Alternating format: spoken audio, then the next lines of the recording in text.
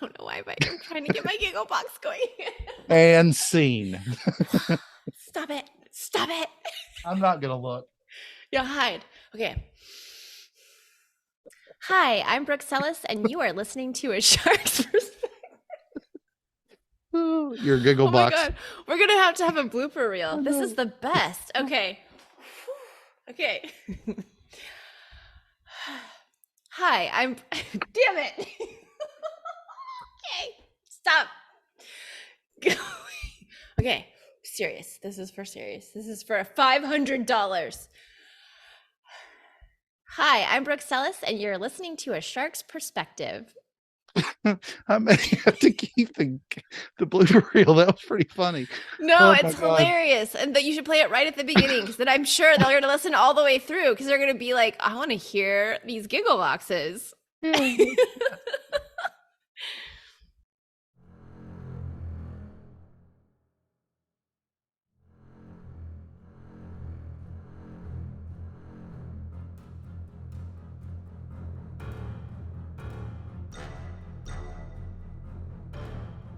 Welcome back, and thank you for joining A Shark's Perspective. I am Kenneth Kinney, but friends call me Shark. I'm a keynote speaker, strategist, a shark diver, host of the show, and your chief shark officer. Well, if you couldn't tell already yet, this is going to be a fun episode. What kind of conversations are you having with your customers on social media? Or is it mostly just a bunch of posts that you think make you look good with your brand pitch? If you're truly listening to what these conversations are saying, then ultimately the hope is opening the door to better content, better customer care, and more conversions. The question of the day is, are you having conversations that connect? Welcome back from episode 269, Brooke Sellis, who is the CEO and founder of B Squared Media, a done-for-you social media management, advertising, and customer care agency. And she's also the author of Conversations That Connect, How to Connect, Converse, and Convert through Social Media Listening and Social-Led Customer Care. And on this episode, we'll discuss the book on customer care and social media, what happens when you're recording a podcast on the January 6th, proving your brand promise early, the social penetration theory, the personality versus social media, carnations and content, measuring social engagement versus actual sales, flywheels and funnels, navigating the future and opening those KPIs, knowing what to say or not when the bandwagon's here, the cost of silence, scaling those conversations, acquisition retention tags, making the C-suite happy, trolls, lurkers, brand DNA, the beaches in Maine, falling asleep to Law & Order, the last K-pop song on Earth, giggle boxes, and a lot more. So let's tune into a giggling Brooke with a babbling shark on this episode of A Shark's Perspective.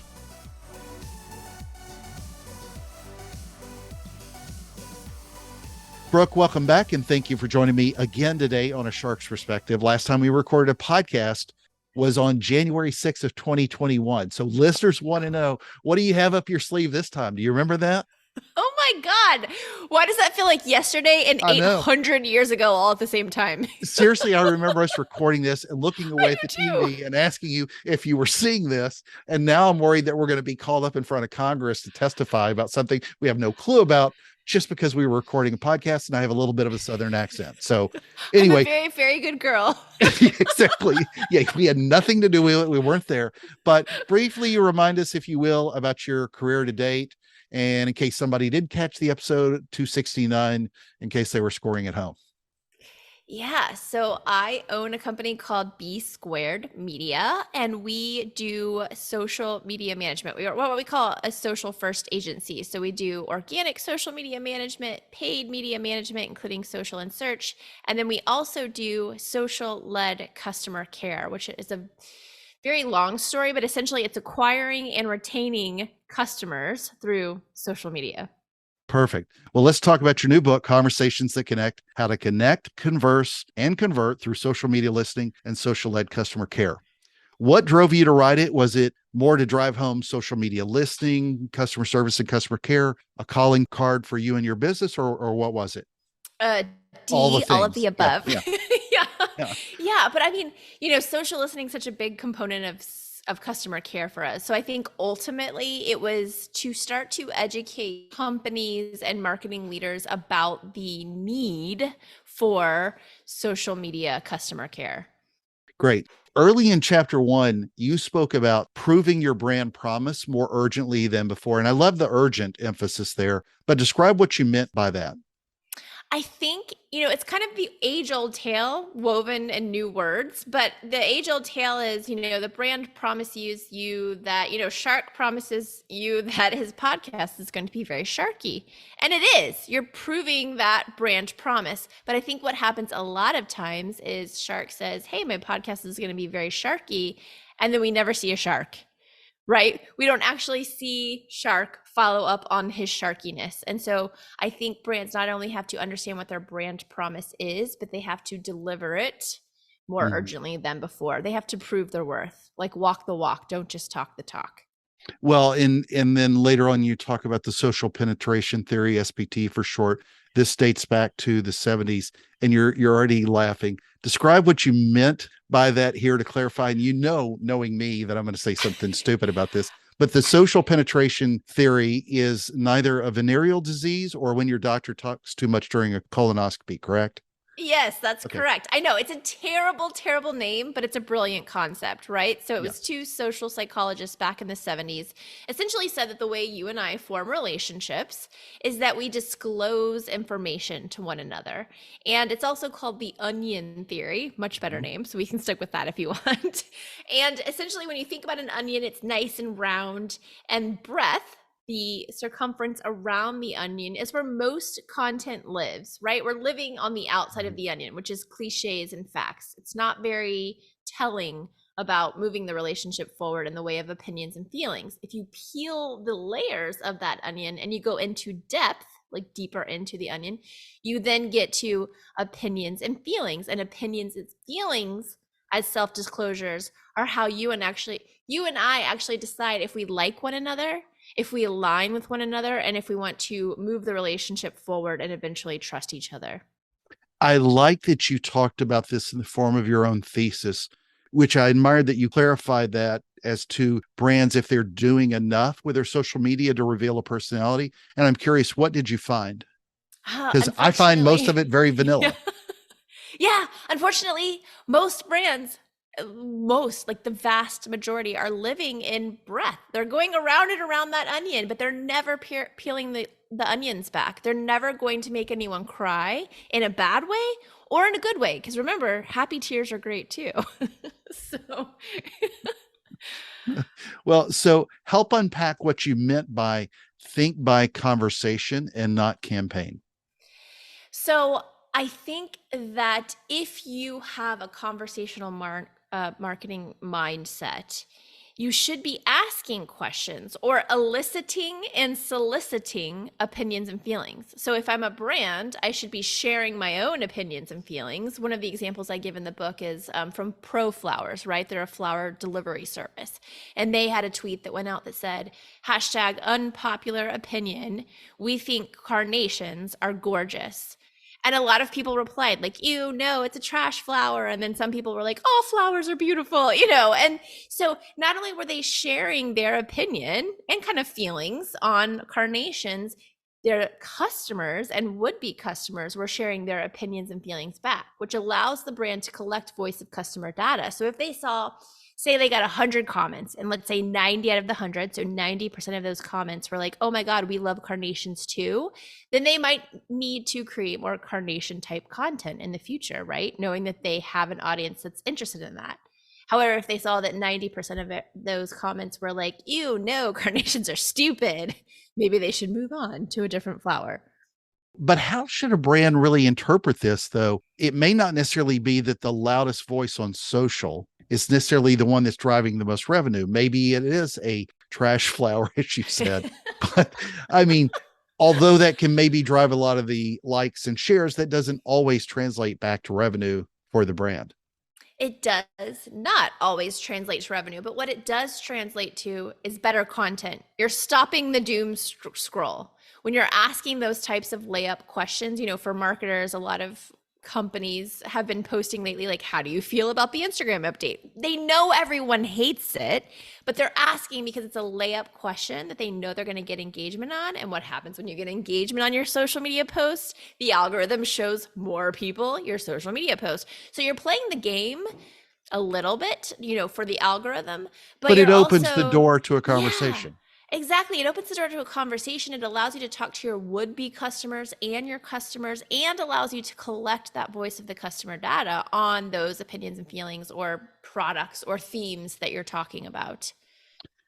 Well, it's great too, because now if you're a person buying carnations for your loved one, Brooke says they're trash flowers. So I didn't say that. I was she just said saying it. You that some can of the rewind it comments. a minute and you'll hear it.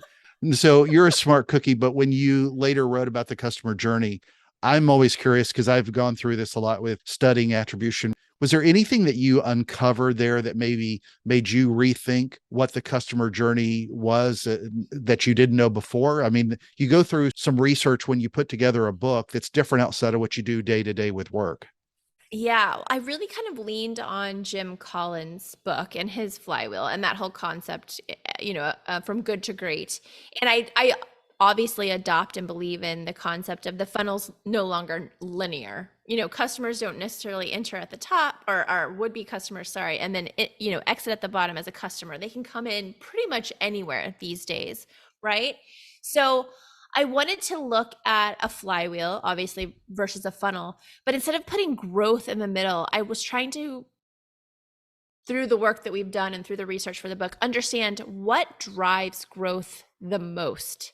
And for me, it was customer care because, and I think a lot of people are like, wait, what about acquisition? Customer care does include acquisition.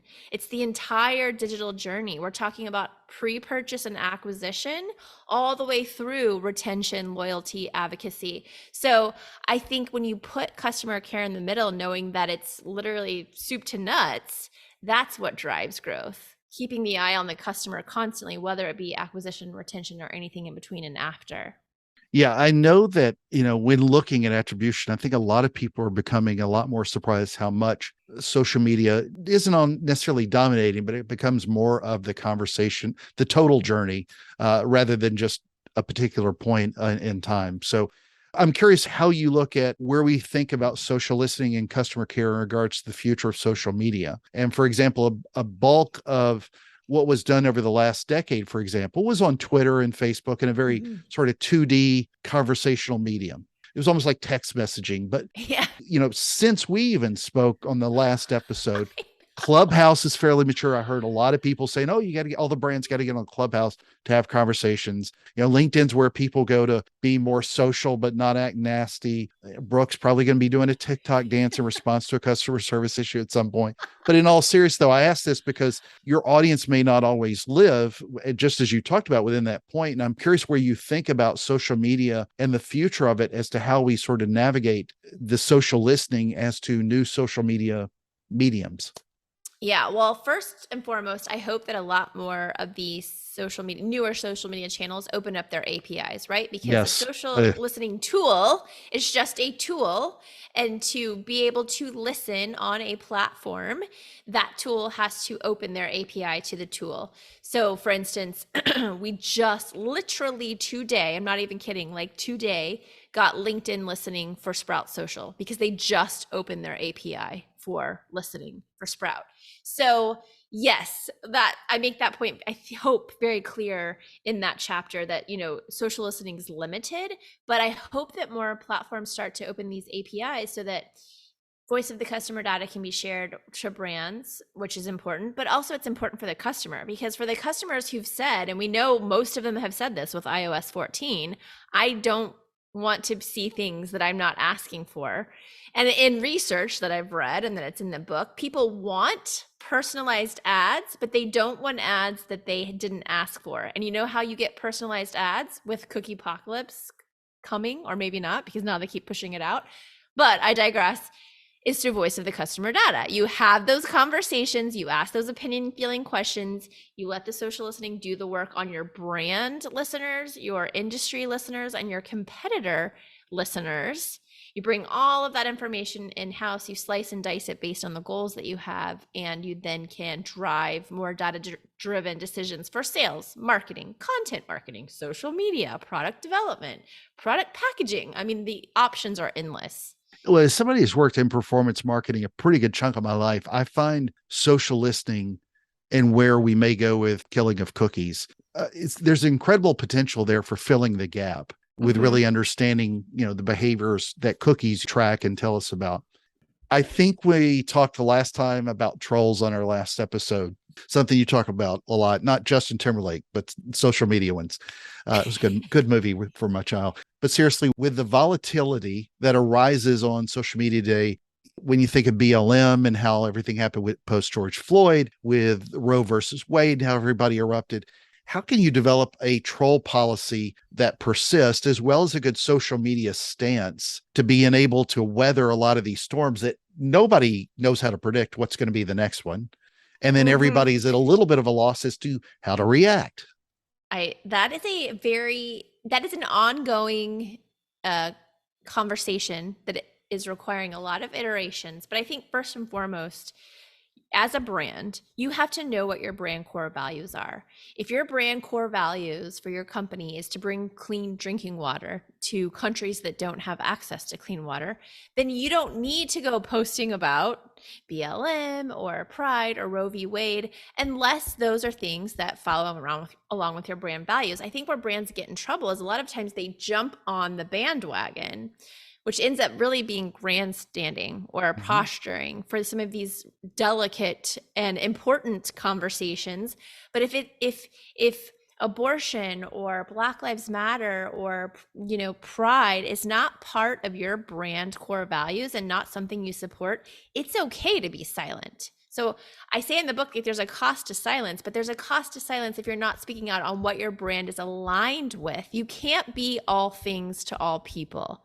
And I think that's where a lot of brands are getting themselves in trouble, because they're jumping on the bandwagon, they're grandstanding, and people are coming in and commenting and having the conversation. But the conversation goes like this: you say you support X thing. What are you doing? What actions are you providing to support X thing? And when the brand can't answer that, you've been caught red-handed, and it's not going to go well for you. I thought the cost of silence point was brilliant. And I think it's interesting how the voices that are getting louder, even when they're in a lot of ways getting smaller. It's some of the niche voices are getting louder, but brands are reacting in such a demonstrably not authentic way to their DNA that they're trying to appease everybody. And then it ends up looking like they don't care. Right. Because you cannot be everything to everyone, as marketers say all the time. So it's no different here. But I think once you know whatever your brand values are, or whatever charities you support or causes you support or whatever, then stand on that. Stand on that and don't be silenced, because that's where the cost comes in. But again, if that's your brand core value and you want to stand on a cause, then you better have some sort of action to go along with that cause, a committee, a fundraising drive, a volunteer day, something within the brand to back up your stand. Yeah. Well, right after that too, I love that you at least reference lurkers, because there are a lot of them, a majority of them, and nobody ever talks about them. A lot more than people think. They pop in, look for something to comment on or not, and then they jump out most of the time. I know you talk about it briefly in the book, but was there anything you necessarily addressed to get people more engaged in a conversation than just sitting back and lurking? Yeah, I think, again, you have to look at who your brand is and what your services and products are. So the example I give in the book is we work with a doctor's office. We've worked with them for, 5 or 6 years now, and they're a gastro group. So they provide colonoscopies and hemorrhoid banding surgery and things that people are not going to come have conversations about online. So we try to get conversations happening on really like the behind the scenes content of the staff and kind of fun things, or Colon Cancer Awareness Month, right? The brand core values.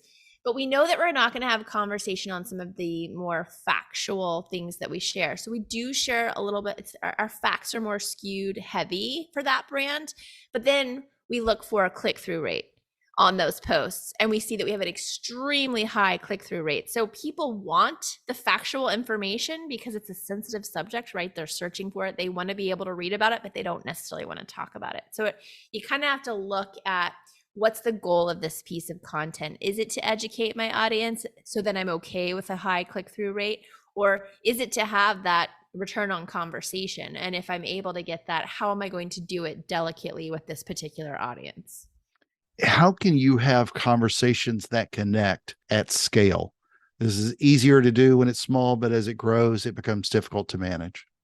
Yeah, we work, as you know, which I can't mention, but you are familiar with some of the brands that we work with, and they're global, big I'll put brands. them And all in the show notes. no, please don't.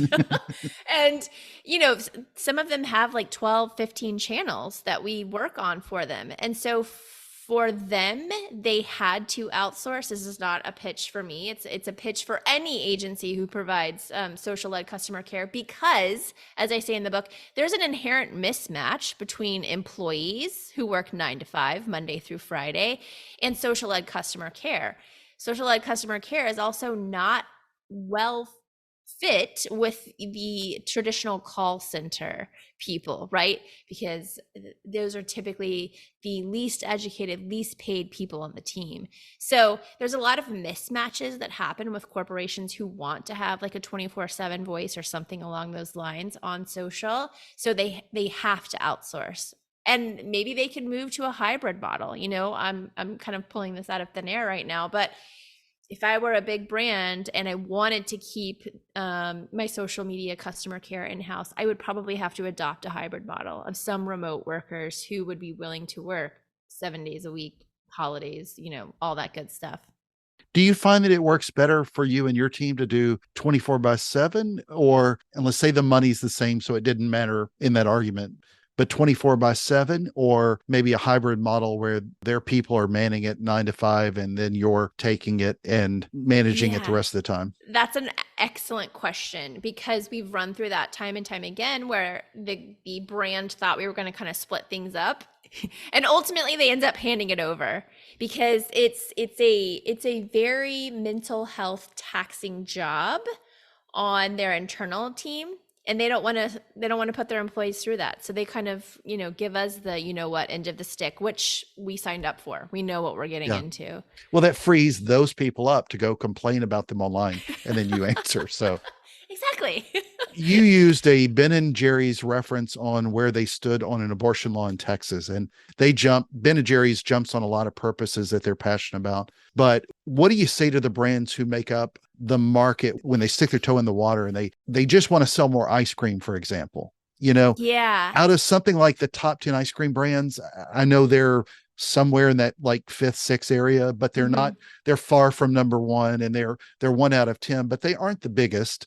No. They're the only one I think that I remember of that example that I looked at later that spent all that time jumping in. But it's almost unfortunately that a lot of the other brands are sort of trying to figure out where they show care if they're not Ben and Jerry's, for at Where least they in the show ice care. cream I love world, that. to Yeah. use a bad analogy. No, no, I love that. But here's my thing about Ben and Jerry's. They've always been a political brand. Always. So it's very easy for them to And they jump jump on on a any lot of cause they purposes. see Yeah, fit. And they exactly. do. They have literally, I think, supported all the causes, big, small, and otherwise, Except right? sharks. Except for sharks. Dang it. We're gonna have to write them. Hmm.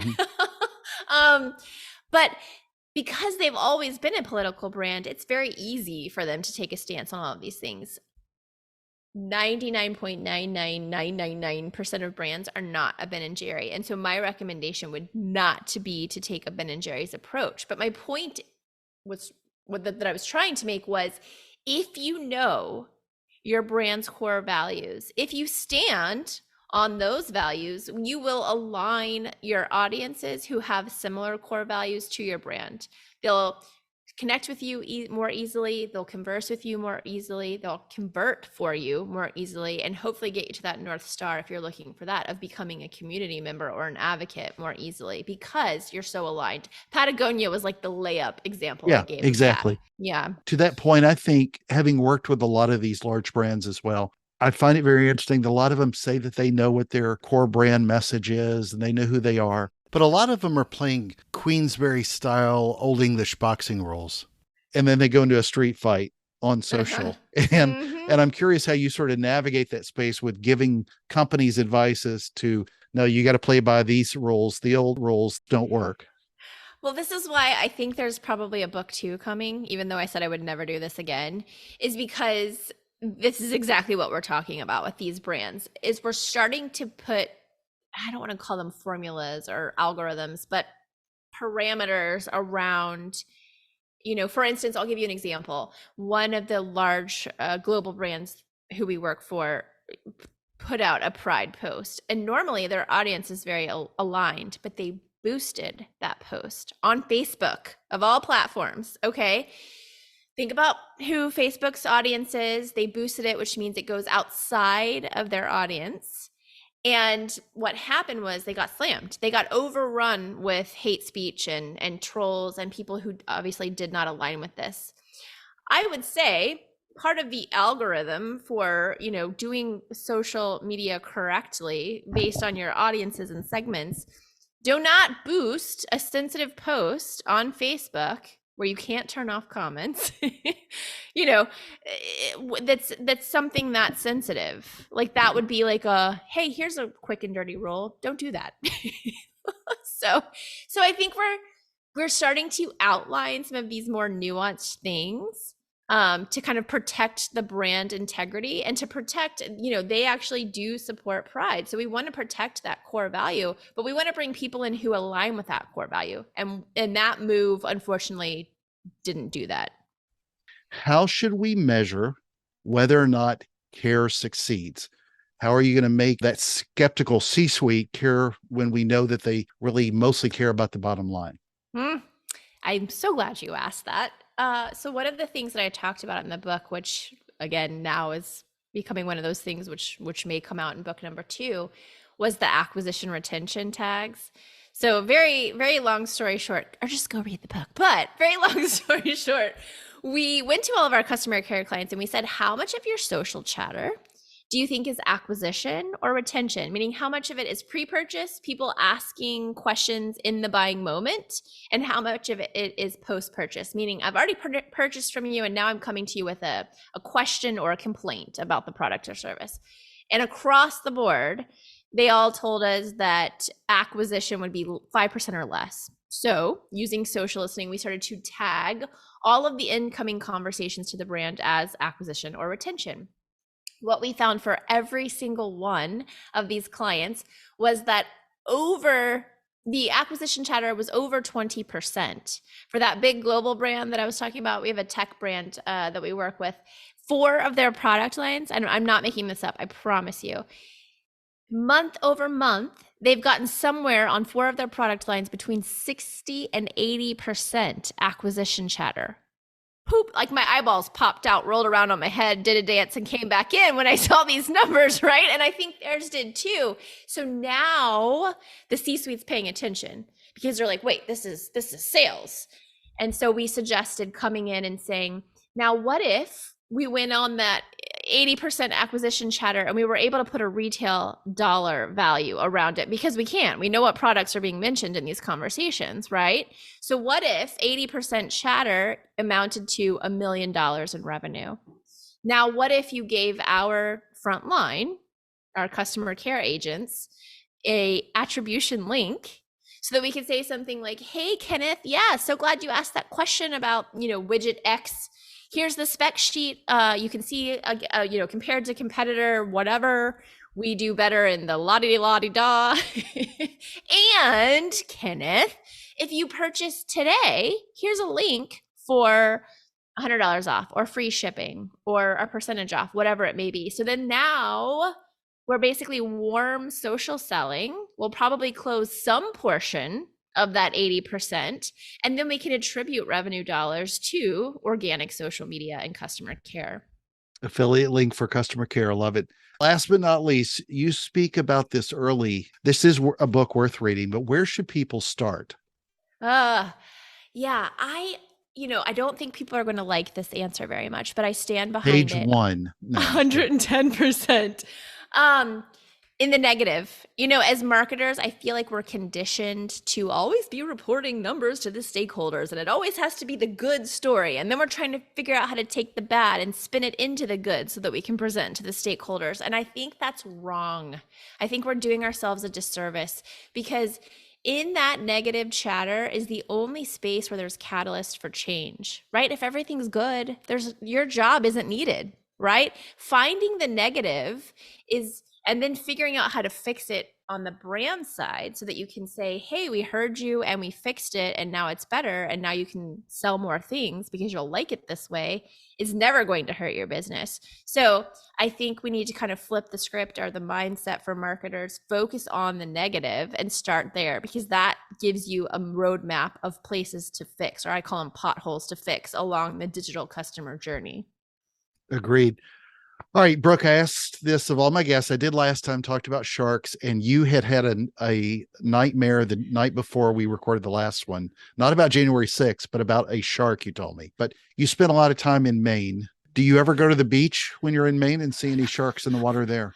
Okay. So, yes, I do go to the beach, but I only go in the water up to like my big toe or my ankle. And I will say, Maine, when we first moved here, people told us, like, oh, there's never any sharks in Maine. Well, I don't know if you heard this, but it was either last year or the year before, a woman got attacked and it was fatal off of Harpswell, which is close by. And there's been so many sightings, and now we still see like chomped up seals in the water.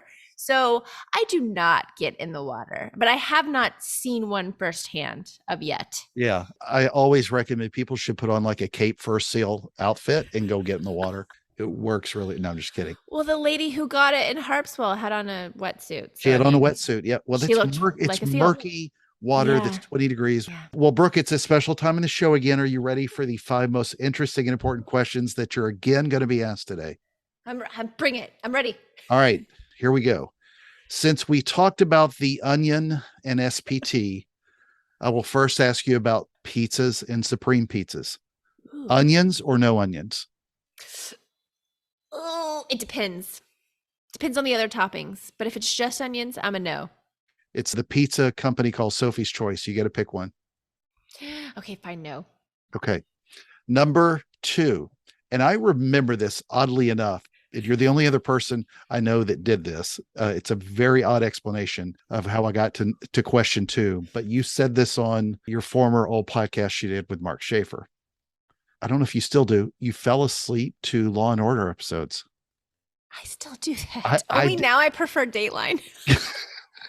So I did as well, because it was on for like 24 hours 20 a day. Hours straight. Turner, Yeah. TBS and Yes. TNT and I feel A&E like and all of them, AMC, they all Yes. had it. So Yes. number 2, Law and Order, the original, or Law and Order SVU? Not to fall asleep by, but which show do you prefer? Or I guess it could be which one makes you They're sleep. both good sleeping shows, in my opinion, but I think if I had to pick, it would be the original. Yeah, I don't want to fall asleep and hear about trafficking and Sex rape trafficking. and all that stuff. No. Just good murder. Well, just murder. Just murder. Yeah, murder's totally then I'll fine. sleep like a baby. All right. Number 3. I think you and I had this conversation once, or I heard it somewhere. So you're at Wahlburgers, which is pronounced a certain way in Texas, you and your funky bunch. How do we pronounce this correctly? Are you talking about Whataburger? Whataburger. Or Whataburger? Whataburger. It's actually Whataburger, but we say it Waterburger. Okay, yeah. All right. So you're at Whataburger, which is what I meant to say. Are you ordering a classic lettuce, tomato, mayo, or an Impossible Burger? Oh, classic, please. Give me all the meat. Aren't you technically still a millennial though? You're required to. No, I'm Gen X. I'm right on the cusp, but yeah. I haven't even tried an Impossible Burger. Gasp.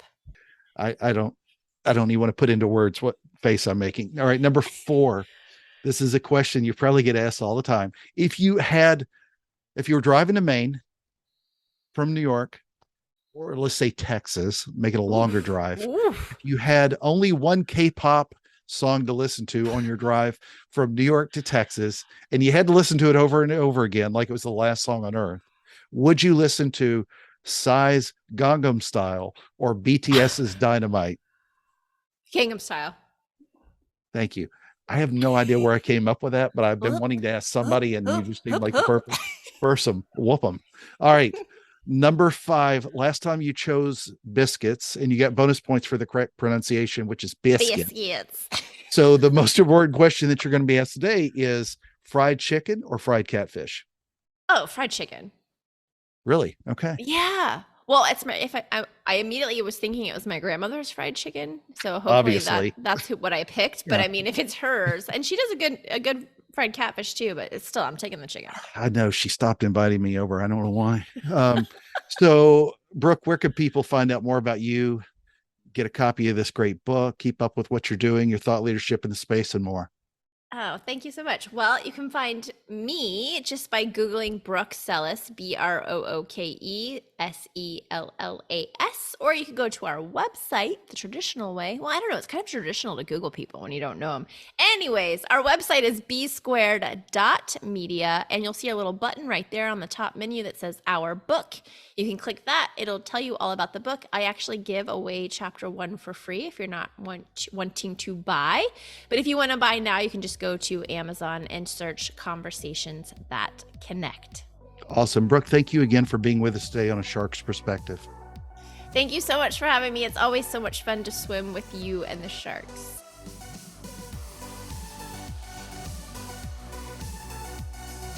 So there was my conversation with Brooke Sellas, the CEO and founder of B Squared Media, a done-for-you social media management, advertising, and customer care agency. And she's the author of Conversations That Connect, How to Connect, Converse, and Convert through Social Media Listening and Social-Led Customer Care. Let's take a look at 3 key takeaways from my conversation with her. First, prove your brand promise early. This is so incredibly true. And anything less leaves your customers thinking that you're not interested enough in them and why they even came to you and gave you their money, which was to solve their problems.